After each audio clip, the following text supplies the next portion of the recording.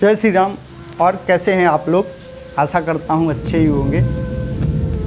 छोटी सी कहानी है आज की, बड़ी अच्छी कहानी है। एक जापान का लड़का रहता है 10 साल का, उसका एक्सीडेंट हो जाता है, लेफ्ट हाथ उसका कट जाता है। लेकिन उसके कुछ सपने होते हैं। वो सपना होता है कि वो सबसे बड़ा कराटेबाज बनना चाहता है। वो लड़का, उसका हाथ नहीं है, लेफ्ट हाथ नहीं है, तो अपने पिताजी से बोलता है, पिताजी मुझे कराटा सीखना है, जूडो सीखना है, मुझे सेंसेई बनना है। सेंसेई माने मास्टर बनना है। तो पिताजी ने कहा ठीक है, तुम्हारा हाथ तो नहीं है, लेकिन फिर भी चलो।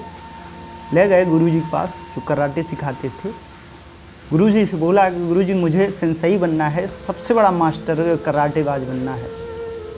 ठीक है, गुरुजी ने बोला चलो ठीक है। गुरुजी ने एक बात बताई, एक किक सिखाई कि तुम इसी की प्रैक्टिस करो। वो लड़का उसी की प्रैक्टिस करता रहा।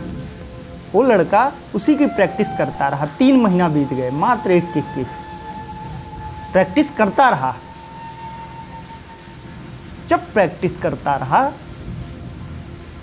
3 महीने बीत गए और सभी लड़के अच्छी कराटे हर प्रकार का सिखा रहे थे गुरुजी। वो लड़का देख रहा था। एक दिन गया गुरुजी के पास और बोला, गुरुजी आप मुझे एक ही किक बताए हैं, वो इसी की प्रैक्टिस करवा रहे हैं और कुछ नहीं करवा रहे हैं। गुरुजी ने कहा कि तुमको यही करना हो तो करो, नहीं तो जा सकते हो। उसने कुछ बात नहीं बोली और फिर वही 6 महीने बीत गए उसी किक को प्रैक्टिस करते करते। उस लड़के को 6 महीने बीत गए उसी किक को प्रैक्टिस करते करते।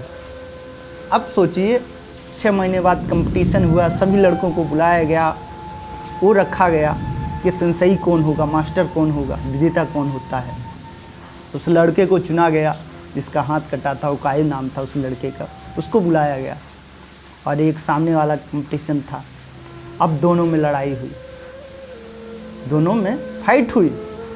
और जिस समय दोनों में फाइट हुई तो सामने वाला हार रहा था, जिसका हाथ कटा था लड़का ओकायो हार रहा था। जब वो हार रहा था, जो जीत रहा था ओवर कॉन्फिडेंस में आया। और जैसे ही ओवर कॉन्फिडेंस उसमें आया तो उसने ऐसी किक मारी कि वो गिर गया। वो गिर गया और जीत गया। ओकायो जीत गया। ओकायो जीत गया। जब जीत गया, गुरुजी के पास गया, गुरुजी ये कैसे हुआ? तो गुरुजी ने 2 बात बताई कि जो तुम्हारी किक थी वो सबसे टफ किक थी। वो सबसे टफ किक थी, कोई मान नहीं सकता था। और जो तुम्हारी कमजोरी थी, तुम्हारी जीत बनी। तुमको जैसे पछाड़ना था उसको, वो लेफ्ट हाथ पकड़ के ही पछाड़ सकता था, वो तुम्हारे पास था नहीं। वो तुम्हारी सबसे बड़ी ताकत बनी। जो तुम्हारी कमजोरी थी, जो तुम्हारी कमजोरी थी, वो तुम्हारी सबसे बड़ी ताकत बनी। इस कहानी से क्या शिक्षा मिलती है कि जो हमारी कमजोरी है ना, उसको सबसे बड़ी आप ताकत बनाइए। सपने देखते रहिए और सपने के लिए जिए। सपना देखना नहीं कभी बंद करना है, सपने के लिए जिए। एक कहानी से इतनी बड़ी सीख मिलती है। जो अपनी सबसे बड़ी कमजोरी है, सबसे बड़ी ताकत बनाइए उसको। अगर ये स्टोरी अच्छी लगी हो तो लाइक करिए, कमेंट करिए, शेयर करिए। अगर सब्सक्राइब न किया तो सब्सक्राइब करिए। सुनने के लिए धन्यवाद। जय श्री राम।